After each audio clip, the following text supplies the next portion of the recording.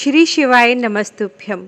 भगवान शिव आप सभी पर अपनी कृपा दृष्टि बनाए रखें, इसी प्रार्थना के साथ प्रारंभ करते हैं आज शिव पुराण की सुंदर कथा का 12वां अध्याय।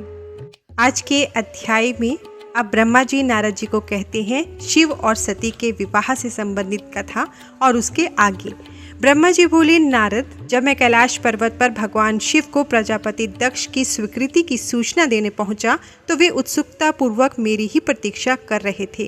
तब मैंने महादेव जी से कहा, हे भगवान। दक्ष ने कहा कि वे अपनी पुत्री सती का विवाह भगवान शिव से करने के लिए तैयार हैं, क्योंकि सती का जन्म महादेव जी के लिए ही हुआ है। यह विवाह होने पर उन्हें सबसे अधिक प्रसन्नता होगी। उनकी पुत्री सती ने महादेव जी को पति रूप में प्राप्त करने हेतु ही उनकी घोर तपस्या की है। उन्हें इस बात की भी खुशी है कि मैं स्वयं आपकी आज्ञा से उनकी पुत्री के लिए आपका अर्थात भगवान शिव का विवाह प्रस्ताव लेकर वहां गया। उन्होंने कहा, हे पितामह, उनसे कहिए कि वे शुभ लगन और मुहूर्त में अपनी बारात लेकर स्वयं आए। मैं अपनी पुत्री का कन्यादान सहर्ष महादेव जी से कर दूंगा।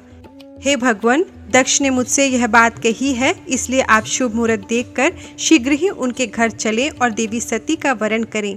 हे नारद, मेरे ऐसे वचन सुनकर शिव जी ने कहा, हे संसार की सृष्टि करने वाले ब्रह्मा जी, मैं तुम्हारे और नारद जी के साथ ही प्रजापति दक्ष के घर चलूंगा। इसलिए ब्रह्मा जी, आप नारद और अपने मानस पुत्रों का स्मरण कर उन्हें यहाँ बुला लें। साथ ही मेरे पार्षद भी दक्ष के घर चलेंगे। नारद, जब भगवान शिव की आज्ञा पाकर मैंने तुम्हारा और अपने अन्य मानस पुत्रों का स्मरण किया, उन तक मेरा संदेश पहुंचते ही वे तुरंत कैलाश पर्वत पर उपस्थित हो गए। उन्होंने हर्षित मन से महादेव जी को और मुझे प्रणाम किया। तत्पश्चात शिव जी ने भगवान श्री हरि विष्णु का स्मरण किया। भगवान विष्णु देवी लक्ष्मी के साथ अपने विमान गरुड़ पर बैठ वहां आ गए। चैत्र मास के शुक्ल पक्ष की त्रयोदशी तिथि में रविवार को पूर्वा फाल्गुनी नक्षत्र में त्रिलोकीनाथ भगवान शिव की बारात धूमधाम से कैलाश पर्वत से निकली। उनके बारात में मैं, देवी सरस्वती, विष्णु जी, देवी लक्ष्मी, सभी देवी देवता, मुनि और शिवगण आनंद मगन हो चल रहे थे। रास्ते में खूब उत्सव हो रहा था। भगवान शिव की इच्छा से बैल, बाघ, सांप, जटा और चंद्रकला उनके आभूषण बन गए। भगवान स्वयं नंदी पर सवार होकर प्रजापति दक्ष के घर पहुंचे। द्वार पर भगवान शिव की बारात देखकर सभी हर्ष से फूले नहीं समा रहे थे। प्रजापति दक्ष ने विधि पूर्वक भगवान शिव की पूजा अर्चना की। उन्होंने सभी देवताओं का खूब आदर सत्कार किया तथा उन्हें घर के अंदर ले गए। दक्ष ने भगवान शिव को उत्तम आसन पर बैठाया। हम सभी देवताओं और ऋषि मुनियों को भी यथा योग्य स्थान दिया। सभी का भक्तिपूर्वक पूजन किया। तत्पश्चात दक्ष ने मुझसे प्रार्थना की कि मैं ही वैवाहिक कार्य को संपन्न कराऊं। मैंने दक्ष की प्रार्थना को स्वीकार किया और वैवाहिक कार्य कराने लगा। शुभ लगन और शुभ मुहूर्त देखकर प्रजापति दक्ष ने अपनी पुत्री सती का हाथ भगवान शिव के हाथों में सौंप दिया और विधि विधान से पाणी ग्रहण संस्कार संपन्न कराया। उस समय वहाँ बहुत बड़ा उत्सव हुआ, नाच गाना भी हुआ, सभी आनंद मगन थे। हम सभी देवी देवताओं ने भगवान शिव और देवी सती की बहुत स्तुति की और उन्हें भक्तिपूर्वक प्रणाम किया।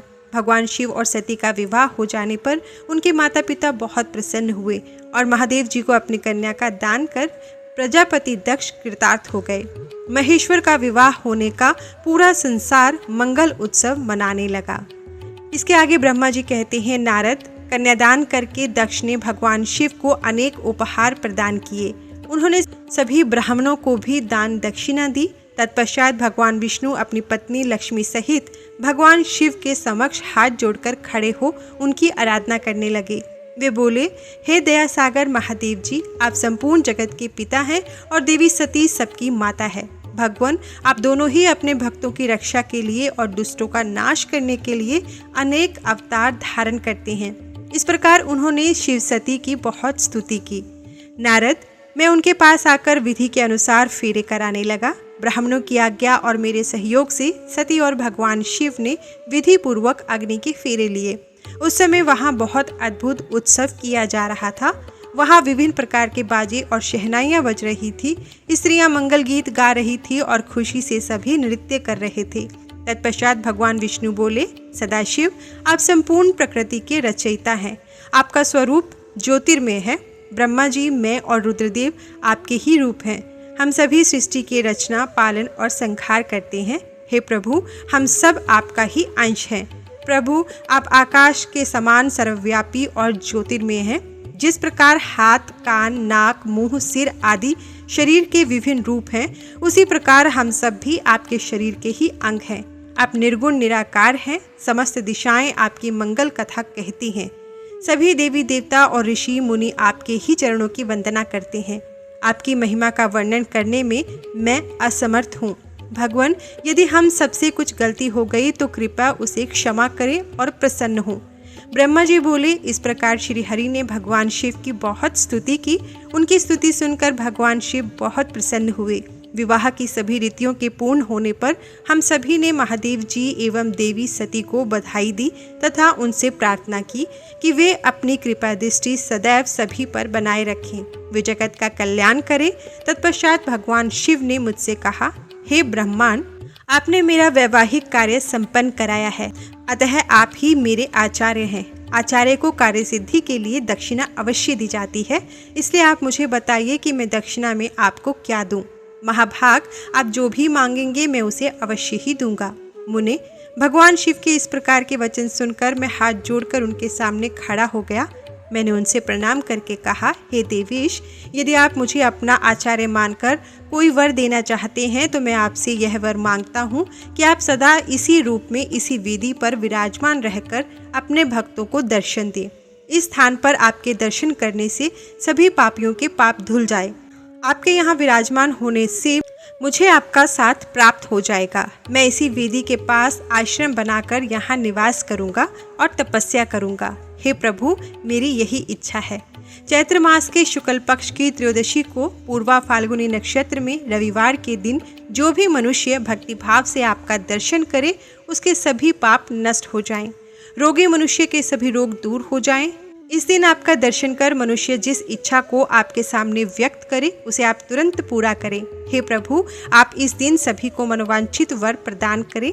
भगवान, यही वरदान मैं आपसे मांगता हूँ। मेरी यह बात सुनकर भगवान शिव बहुत प्रसन्न हुए। वे बोले, हे ब्रह्मा, मैं आपकी इच्छा अवश्य ही पूरी करूँगा। तुम्हारे वर के अनुसार मैं देवी सती सहित इस वेदी पर विराजमान रहूँगा। यह कहकर भगवान शिव देवी सती के साथ मूर्ति रूप में प्रकट होकर वेदी के मध्य भाग में विराजमान हो गए। इस प्रकार मेरी इच्छा को पूरा कर जगत के हित के लिए प्रभु शिव वेदी पर अंश रूप में विराजमान हुए। इसके आगे ब्रह्मा जी कहते हैं, हे महामुनि नारद, मुझे मेरा मनोवांछित वरदान देने के पश्चात भगवान शिव अपनी पत्नी देवी सती के साथ अपने निवास स्थान कैलाश पर्वत पर जाने के लिए तैयार हुए। तब अपनी पुत्री सती और दामाद भगवान शिव को विदा करते समय प्रजापति दक्ष ने अपने हाथ जोड़कर और मस्तक झुकाकर महादेव जी की भक्ति पूर्वक स्तुति की। साथ ही श्री हरि सहित सभी देवी देवताओं और ऋषि मुनियों ने हर्ष से प्रभु का जय जयकार किया। भगवान शिव ने अपने ससुर प्रजापति दक्ष से आज्ञा लेकर अपनी पत्नी को अपनी सवारी नंदी पर बैठाया और स्वयं भी उस पर बैठकर कैलाश पर्वत की ओर चले। उस समय वृषभ पर बैठे भगवान शिव व सती की शोभा देखते ही बनती थी। उनका रूप मनोहारी था। सब मंत्रमुग्ध होकर उन दोनों को जाते हुए देख रहे थे। प्रजापति दक्ष और उनकी पत्नी अपनी पुत्री व दामाद के अनोखे रूप पर मोहित हो उन्हें एकटक देख रहे थे। उनकी विदाई पर चारों ओर मंगल गीत गाए जा रहे थे। विभिन्न वाद्य यंत्र बज रहे थे। सभी बाराती शिव के कल्याण में उज्जवल यश का गान करते हुए उनके पीछे पीछे चलने लगे। भगवान शिव देवी सती के साथ अपने निवास कैलाश पर पहुँचे। सभी देवता सहित मैं और विष्णु जी भी कैलाश पर्वत पर पहुँचे। भगवान शिव ने उपस्थित सभी देवी देवताओं और ऋषि मुनियों का हृदय से धन्यवाद किया। भगवान शिव ने सभी को सम्मान पूर्वक विदा किया। तब सभी देवताओं ने उनकी स्तुति की और प्रसन्नता पूर्वक अपने अपने धाम को चले गए। तत्पश्चात भगवान शिव और देवी सती सुखपूर्वक अपने वैवाहिक जीवन का आनंद उठाने लगे। सूत जी कहते हैं, हे मुनियों, मैंने तुम्हें भगवान शिव के शुभ विवाह की पुण्य कथा सुनाई है। भगवान शिव का विवाह कब और किससे हुआ, वे विवाह के लिए कैसे तैयार हुए, इस प्रकार मैंने सभी प्रसंगों का वर्णन तुमसे किया है। विवाह के समय, यज्ञ अथवा किसी भी शुभ कार्य के आरंभ में भगवान शिव का पूजन करने के पश्चात इस कथा को जो सुनता अथवा पढ़ता है, उसका कार्य या वैवाहिक आयोजन बिना विघ्न और बाधाओं के पूरा होता है। इस कथा के श्रवण से सभी शुभ कार्य निर्विघ्न पूर्ण होते हैं। इस अमृतमय कथा को सुनकर जिस कन्या का विवाह होता है, वह सुख, सौभाग्य, सुशीलता और सदाचार आदि सद्गुणों से युक्त हो जाती है।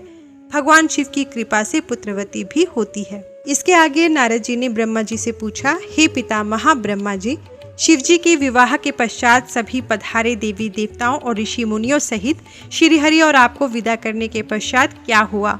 हे प्रभु, इसके आगे की कथा का वर्णन भी आप मुझसे करें।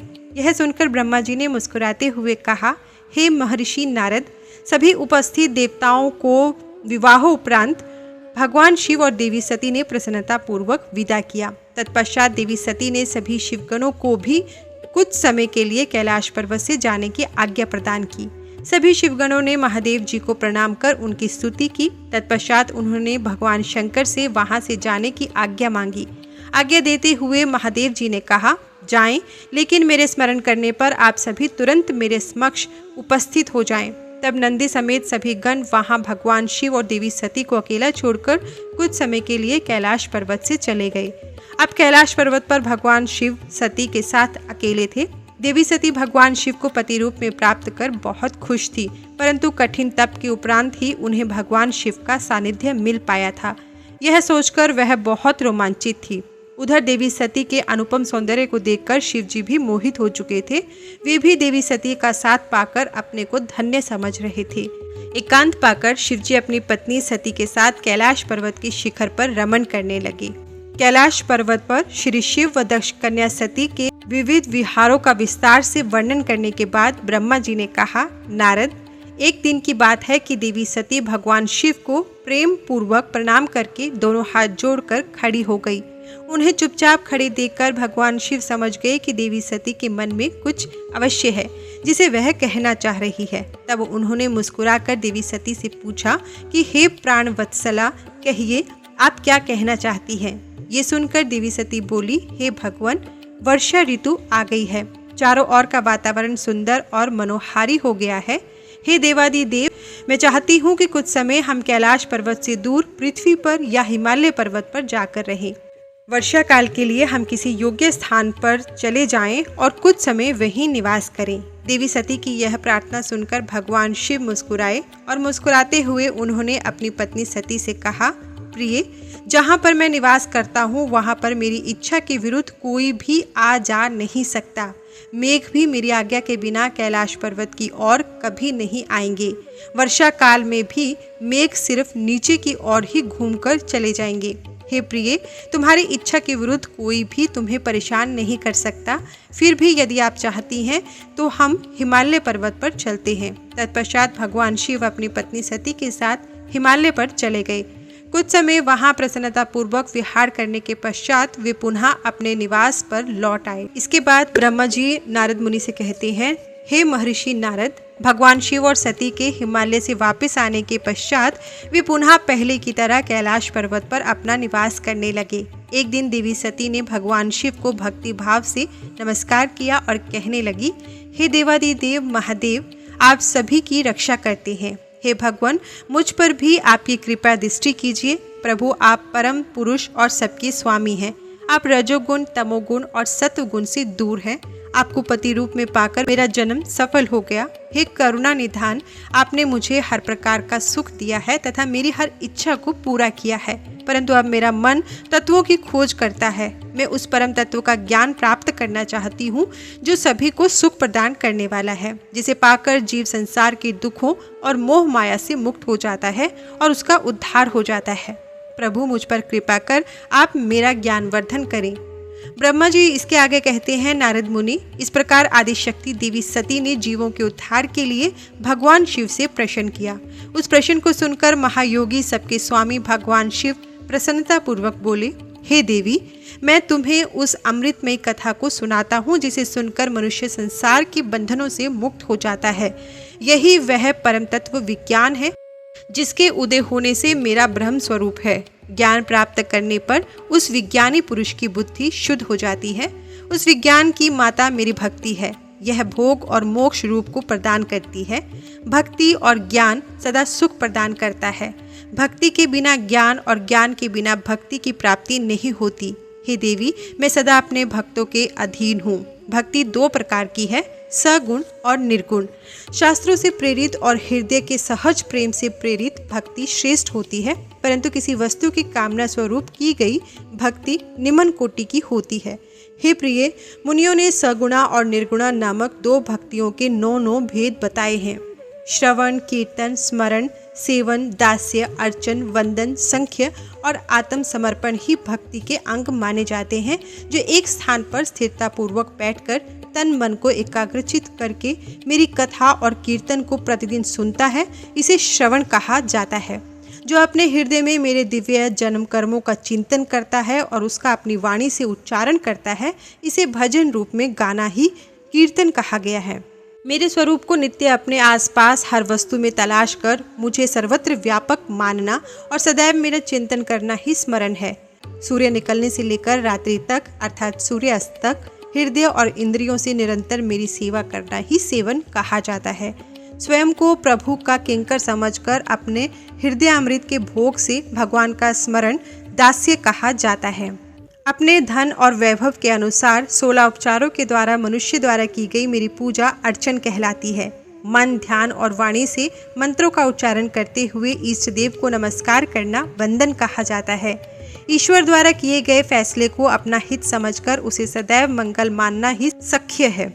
मनुष्य के पास जो भी वस्तु है वह भगवान की प्रसन्नता के लिए उनके चरणों में अर्पण कर उन्हें समर्पित कर देना ही आत्म समर्पण कहलाता है। भक्ति के ये 9 अंग भोग और मोक्ष प्रदान करने वाले हैं। ये सभी ज्ञान के साधन मुझे प्रिय हैं। मेरी सांगोपांग भक्ति ज्ञान और वैराग्य को जन्म देती है। इसे सभी अभीष्ट फलों की प्राप्ति होती है। मुझे मेरे भक्त बहुत प्यारे हैं। तीनों लोकों और चारों युगों में भक्ति के समान दूसरा कोई भी सुखदायक मार्ग नहीं है। कलयुग में जब ज्ञान और वैराग्य का ह्रास हो जाएगा, तब भी भक्ति ही शुभ फल प्रदान करने वाली होगी। मैं सदा ही अपने भक्तों के वश में रहता हूँ। मैं अपने भक्तों की विपरीत परिस्थिति में सदैव सहायता करता हूँ और उसके सभी कष्टों को दूर करता हूँ। मैं अपने भक्तों का रक्षक हूँ। ब्रह्मा जी इसके आगे नारद जी से कहते हैं, हे नारद, देवी सती को भक्त और भक्ति का महत्व सुनकर बहुत प्रसन्नता हुई। उन्होंने भगवान शिव को प्रणाम किया और पुनः शास्त्रों के बारे में पूछा। वे यह जानना चाहती थी कि सभी जीवों का उद्धार करने वाला, उन्हें सुख प्रदान करने वाला, सभी साधनों का प्रतिपादक शास्त्र कौन सा है। वे ऐसे शास्त्र का महात्म्य सुनना चाहती थी। सती का प्रश्न सुनकर शिवजी ने प्रसन्नता पूर्वक सब शास्त्रों के विषय में देवी सती को बताया। महेश्वर ने 5 अंगों सहित तंत्र शास्त्र, यंत्र शास्त्र तथा सभी देवेश्वरों की महिमा का वर्णन किया। उन्होंने इतिहास की कथा भी सुनाई। पुत्र और स्त्री के धर्म की महिमा भी बताई। मनुष्यों को सुख प्रदान करने वाले वैद्यक शास्त्र तथा ज्योतिष शास्त्र का भी वर्णन किया। भगवान शिव ने भक्तों का महात्म्य और राजधर्म भी बताया। इसी प्रकार भगवान शिव ने सती को उनके पूछे सभी प्रश्नों के उत्तर देते हुए सभी कथाएं सुनाई। इसके आगे नारद जी कहते हैं, हे ब्राह्मण, हे महाप्राज्ञ, हे दयानिधि, आपने मुझे भगवान शंकर तथा देवी सती की मंगलकारी चरित्र के बारे में बताया। हे प्रभु, मैं महादेव जी का सपत्नीक यश वर्णन सुनना चाहता हूँ। कृपया अब मुझे आप यह बताइए कि तत्पश्चात शिवजी व सती ने क्या किया। उनके सभी चरित्रों का वर्णन मुझसे करें। ब्रह्मा जी कहते हैं, मुने, एक बार की बात है कि सती जी को अपने पति का वियोग प्राप्त हुआ। यह वियोग भी उनकी लीला का ही रूप था, क्योंकि इनका परस्पर वियोग तो हो ही नहीं सकता। यह वाणी और अर्थ के समान है। यह शक्ति और शक्तिमान है तथा चित्र स्वरूप है। सती और शिव तो ईश्वर हैं। वे समय समय पर नई नई लीलाएं रचते हैं। सूत जी कहते हैं, महर्षियों, ब्रह्मा जी की बात सुनकर नारद जी ने ब्रह्मा जी से देवी सती और भगवान शिव के बारे में पूछा कि भगवान शिव ने अपनी पत्नी सती का त्याग क्यों किया। ऐसा किस लिए हुआ कि स्वयं वर देने के बाद भी उन्होंने देवी सती को छोड़ दिया। प्रजापति दक्ष ने अपने यज्ञ के आयोजन में भगवान शिव को निमंत्रण क्यों नहीं दिया और यज्ञ स्थल पर भगवान शंकर का अनादर क्यों किया। उस यज्ञ में सती ने अपने शरीर का त्याग क्यों किया तथा इसके पश्चात वहाँ क्या हुआ? हे प्रभु, कृपा कर मुझे इस विषय में सविस्तार बताइए। ब्रह्मा जी बोले, हे महाप्राज्ञ नारद, मैं तुम्हारी उत्सुकता देखकर तुम्हारी सभी जिज्ञासाओं को शांत करने के लिए तुम्हें सारी बातें बताता हूँ। ये सभी भगवान शिव की ही लीला है। उनका स्वरूप स्वतंत्र और निर्विकार है। देवी सती भी उनके अनुरूप ही है। एक समय की बात है, भगवान शिव अपनी प्राण प्रिया पत्नी सती के साथ अपनी सवारी नंदी पर बैठकर पृथ्वी लोक का भ्रमण कर रहे थे। घूमते घूमते वे दंडकारण्य में आ गए। उस वन में उन्होंने भगवान श्री राम को उनके भ्राता लक्ष्मण के साथ जंगलों में भटकते हुए देखा। वे अपनी पत्नी सीता को खोज रहे थे, जिसे लंका का राजा रावण उठाकर ले गया था। वे जगह जगह भटकते हुए उनका नाम पुकार उन्हें ढूंढ रहे थे। पत्नी के बिछुड़ जाने के कारण श्री राम अत्यंत दुखी दिखाई दे रहे थे। उनकी कांति फीकी पड़ गई थी। भगवान शिव ने वन में राम जी को भटकते देखा, परंतु उनके सामने प्रकट नहीं हुए। देवी सती को यह देखकर बड़ा आश्चर्य हुआ। वे शिव जी से बोली, हे सर्वेश, हे करुणा निधान सदाशिव, ब्रह्मा विष्णु सहित सभी देवता आपकी ही सेवा करते हैं। आप सबके द्वारा पूजित हैं। वेदांत और शास्त्रों के द्वारा आप ही निर्विकार प्रभु हैं। हे नाथ, ये दोनों पुरुष कौन हैं? ये दोनों विरह व्यथा से व्याकुल रहते हैं। ये दोनों धनुर्धर वीर जंगलों में क्यों भटक रहे हैं? भगवान, इनमें ज्येष्ठ पुरुष की अंग कांति नीलकमल के समान श्याम है। आप उसे देखकर इतना आनंद विभोर क्यों हो रहे हैं? आपने प्रसन्नता पूर्वक उन्हें प्रणाम क्यों किया? स्वामी कभी भक्त को प्रणाम नहीं करता। हे कल्याणकारी शिव, आप मेरे संशय को दूर कीजिए और मुझे इस विषय को बताइए। ब्रह्मा जी ने कहा, नारद, कल्याणमयी आदिशक्ति देवी सती ने जब भगवान शिव से इस प्रकार प्रश्न पूछने आरंभ किए तो देवों के देव महादेव भगवान हंसकर बोले, देवी, यह सभी तो पूर्व निर्धारित है। मैंने उन्हें दिए गए वरदान स्वरूप ही उन्हें नमस्कार किया है। ये दोनों भाई सभी वीरों द्वारा सम्मानित हैं। इनके शुभ नाम श्री राम और लक्ष्मण हैं। ये सूर्यवंशी राजा दशरथ के पुत्र हैं। इनमें गोरे रंग के छोटे भाई साक्षात शेष के अंश हैं और उनका नाम लक्ष्मण है। बड़े भाई श्री राम भगवान विष्णु का अवतार है। धरती पर इनका जन्म साधुओं की रक्षा और पृथ्वीवासियों के कल्याण के लिए हुआ है। भगवान शिव की ये बातें सुनकर देवी सती को विश्वास नहीं हुआ। ऐसा विभ्रम भगवान शिव की माया के कारण ही हुआ था। जब भगवान शिव को यह ज्ञात हुआ कि देवी सती को उनकी बातों पर विश्वास नहीं हुआ, तो वे अपनी पत्नी दक्षकन्या सती से बोले, देवी, यदि तुम्हें मेरी बातों पर विश्वास नहीं है तो तुम स्वयं श्री राम की परीक्षा ले लो। जब तक तुम इस बात से आश्वस्त न हो जाओ कि वे दोनों पुरुष ही राम और लक्ष्मण हैं और तुम्हारा मोह न नष्ट हो जाए, तब तक मैं यहीं बरगद के नीचे खड़ा हूँ। तुम जाकर श्री राम और लक्ष्मण की परीक्षा लो। ब्रह्मा जी बोले, हे महामुनि नारद, अपने पति भगवान शिव के वचन सुनकर सती ने अपने पति का आदेश प्राप्त कर श्री राम लक्ष्मण की परीक्षा लेने की ठान ली। परंतु उनके मन में बार बार एक ही प्रश्न, एक ही विचार उठ रहा था कि मैं कैसे उनकी परीक्षा लूं। तब उनके मन में यह विचार आया कि मैं देवी सीता का रूप धार कर श्री राम के सामने जाती हूँ। यदि वे साक्षात विष्णु जी का अवतार हैं तो वे मुझे आसानी से पहचान लेंगे, अन्यथा वे मुझे पहचान नहीं पाएंगे। ऐसा विचार कर उन्होंने सीता का वेश धारण कर लिया और राम जी के समक्ष चली गई। सती ने ऐसा भगवान शिव की माया से मोहित होकर ही किया था। सती को सीता के रूप में देखकर राम जी सब कुछ जान गए। वे हंसते हुए देवी सती को प्रणाम करके बोले, हे देवी सती, आपको मैं नमस्कार करता हूँ। हे देवी, आप तो यहाँ हैं, परंतु त्रिलोकीनाथ भगवान शिव कहीं दिखाई नहीं दे रहे। बताइए देवी, आप इस निर्जन वन में अकेली क्या कर रही हैं? आपने अपने परम सुंदर और कल्याणकारी रूप को त्याग कर यह नया रूप क्यों धारण किया है? श्री रामचंद्र की बातें सुनकर देवी सती आश्चर्यचकित हो गई। तब वे शिव जी की बातों का स्मरण कर तथा सच्चाई को जानकर बहुत शर्मिंदा हुई और मन ही मन अपने पति भगवान शंकर के चरणों का स्मरण कर बोली, हम अपने पति करुणा निधान भगवान शिव तथा अन्य पार्षदों के साथ पृथ्वी का भ्रमण करते हुए इस वन में आ गए थे।